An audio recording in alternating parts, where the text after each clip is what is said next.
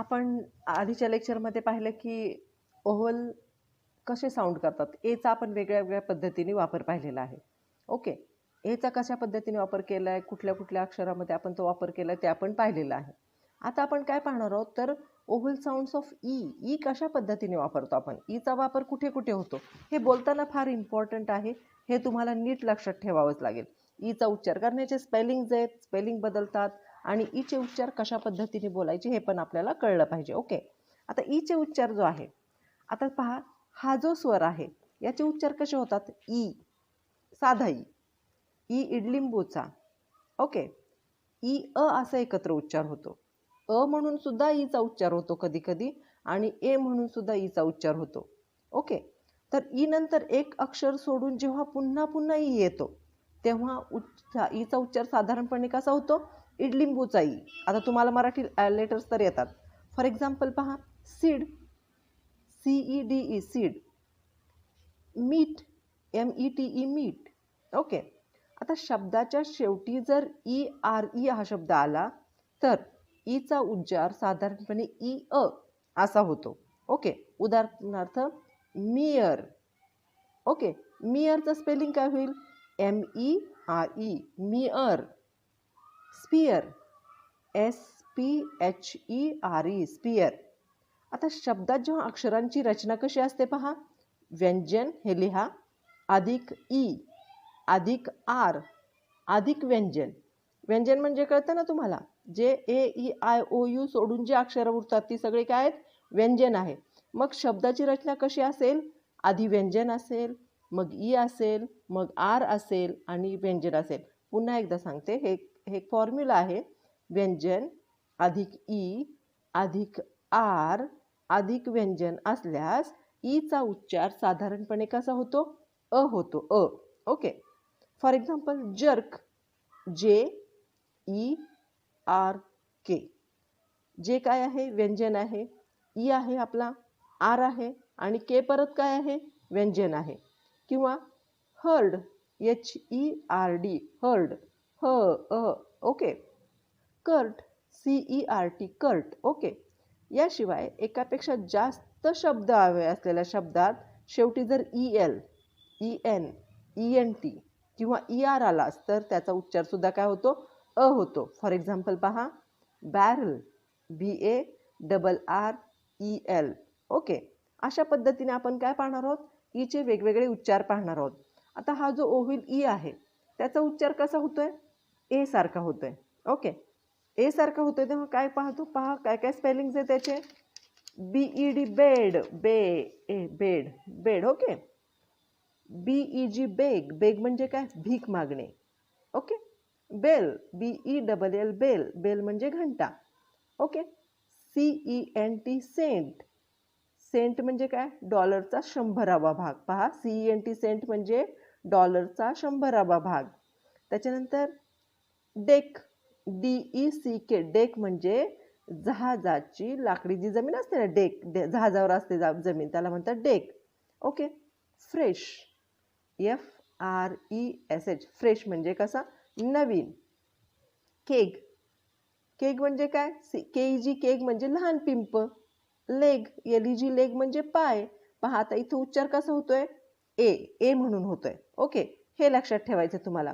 किंवा sect SECT sect म्हणजे काय धर्म संप्रदाय. किंवा सेक्शन SECTION सेक्शन म्हणजे काय तर विभाग.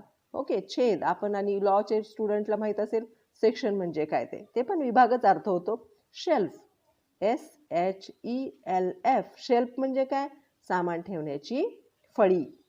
किंवा स्पेंट म्हणजे खर्च करणे SPEND स्पेंड म्हणजे खर्च करणे. ओके. आता कुठे कुठे ईचा उच्चार कसा होतो असा होतो. मग अशा वेळेस बॅरल BARREL बॅरल बॅरल म्हणजे काय पिंप. किंवा बॅरन BARREN बॅरन म्हणजे काय नापीक जमिनीला बॅरन म्हणतात. आणि कॉमन भाषेमध्ये बॅरन म्हणजे ज्या स्त्रीला मुलं होत नाही, वांजबाई असते, तिला बॅरन म्हणतात. सर्ट CERT नॉट कर्ट CERT सर्ट. सर्ट म्हणजे यशस्वी होणे. ओके. सर्टिफिकेट, सर्ट त्याच्यावरून शब्द आला की नाही, सर्ट म्हणजे यशस्वी होणे, आणि सर्टिफिकेट म्हणजे काय, प्रमाणपत्र, दाखला.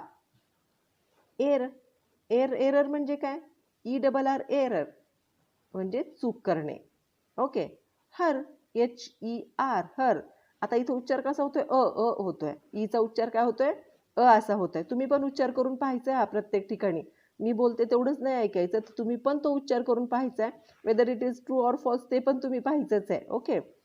हर म्हणजे तिचा किंवा तिला. ओके. जर्क, JERK, जर्क म्हणजे काय, झटका देणे, एखाद्याला हिसका दाखवणे. ओके. कर्ब, कर्ब म्हणजे काय, रस्त्याला लागून असलेली फुटपाथची कडा. तुमची व्होकॅब्युलरी वाढेल जर तुम्ही हे शब्द नीट लक्षात ठेवले तर. KERB kerb. Okay. Ladder, ladder स्पेलिंगमध्ये AR लिहितोय का आपण, नाही, आपण ERच लिहितोय, पण त्याचा उच्चार कसा करतोय, सारखा करतोय, ए सारखा करतोय. LADDER, लॅडर म्हणजे काय, शिडी. मर्ज, MERGE, मर्ज म्हणजे काय, विलीन होणे. मर्जर म्हणजे विलिनीकरण, स्पेलिंग काय पहा, MERGER, मर्जर म्हणजे विलिनीकरण होणे. मस्टर, MUSTR, मस्टर म्हणजे गोळा करणे. ओके. पोस्टर, POSTER, पोस्टर म्हणजे भित्तीपत्रक किंवा पोस्टर. पहा हे कशा पद्धतीने आपण पाहतो आहोत, तर ईचा उच्चार, ई स्पेलिंग लिहिताना ईच लिहायचंय, पण त्याचा उच्चार करताना काय करायचं आहे, करायचं आहे. याच्यासाठी तुम्हाला रीडिंगची प्रॅक्टिस लागेल, आणि मी तुम्हाला सांगितलेलंच आहे की लहान मुलांच्या गोष्टींची पुस्तकं खरेदी करा आणि वाचा. ओके. जर ऑनलाईन क्लासेस नसते आणि ऑफलाईन असते तर नक्कीच ही पुस्तके मी तुम्हाला प्रोव्हाइड केली असती, but you should purchase it, आणि तुमच्याबरोबर ती असायलाच पाहिजेत. किंवा तुम्ही टी व्हीवरचं भीमचं जे, किंवा ते छोटे छोटे लहान मुलांचे जे इंग्लिशमध्ये कार्टून्स होतात ते ऐका, म्हणजे तुमचं व्होकॅब्युलरी आपोआप वाढेल. आणि डे टू डे तुम्ही विचारही इंग्लिशमध्ये करा, शिवाय तुम्ही बोला पण इंग्लिशमध्ये, आणि तुम्ही मराठी किंवा हिंदीसारखं इंग्लिश नका बोलू. Means you should talk as a fluently, म्हणजे तुम्ही मराठी कसं बोलता एकदम सहज, तशा पद्धतीने इंग्लिश बोला. कुठल्याही शब्दावर उगाच जोर द्या असं काही करू नका. फॉर एक्झाम्पल, मी असं नाही बोलायला पाहिजे की माय नेम इज रेहाना, नाही, माय नेम इज रेहाना, एवढं सहज, माझं नाव रेहाना आहे, एवढं जसं सहज म्हणते त्या पद्धतीने तुम्ही बोलायची प्रॅक्टिससुद्धा करा. ओके. घरात कुणी असेल तर बोला, मुलांशी बोला. हां. सो हिअर तुम्हाला कळलं हा ईचा उच्चार कसा होतोय, म्हणून होतोय. आता इथं ईचा उच्चार ई असा होतोय, इडलिंबूचा ई. सीड, CED, सीड म्हणजे मालकी हक्क सोडून देणे. कम्पीट, COMPETE, कम्पीट म्हणजे चढाओढ करणे. कंप्लीट, COMPLETE, कंप्लीट म्हणजे पूर्ण. Okay.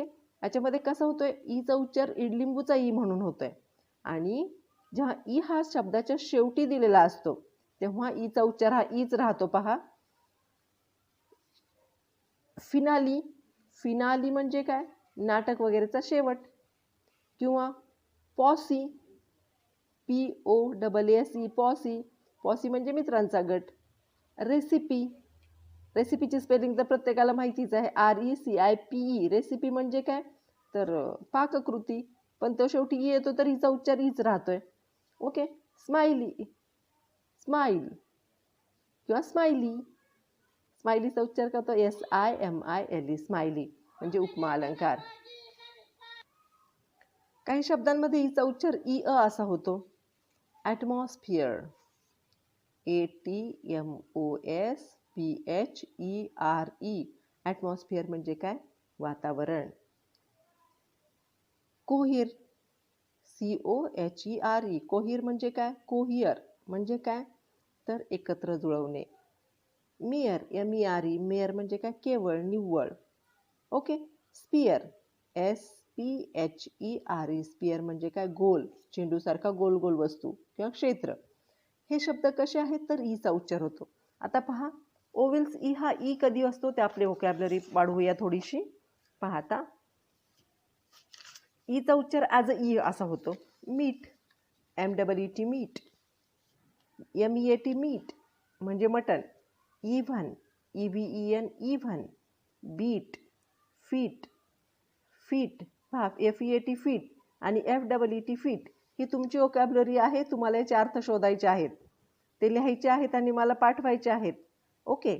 Seat, greet, Peter, meter, bet, ईचा उच्चार ईचा, beat, meet, fret, bread, fled, thread, dead. Okay. आता ईचा उच्चार हा ई, तर काही ईचा उच्चार हा एस सारखा होतो. फॉर एक्झाम्पल पहा, आपण YES बोलतो तशा पद्धतीने आपण ईचा उच्चार करणार आहोत. लेफ्ट, ले, ए. Okay. Pen, cent, shelf, help, elephant. तेव्हा ईचा उच्चार शिप सारखा केला जातो. शिपमध्ये आपण कसं बोलतो, शिप तसा. कॉफी, मीडिया किंवा media, gangrene, teacher, penalise, preacher, beans, receive, period, legal, magazine, monkey. Okay. Peaches, field, सिनाय, स्की. ओके. आता याच ईचा उच्चार आपण दुसऱ्या पद्धतीने करणार आहोत. एकच अक्षर आहे पण त्याला विविध पद्धतीने वापरतो आहोत आपण. ओके. कळाल तुम्हाला ईचा वापर कसा करायचा? थँक्यू.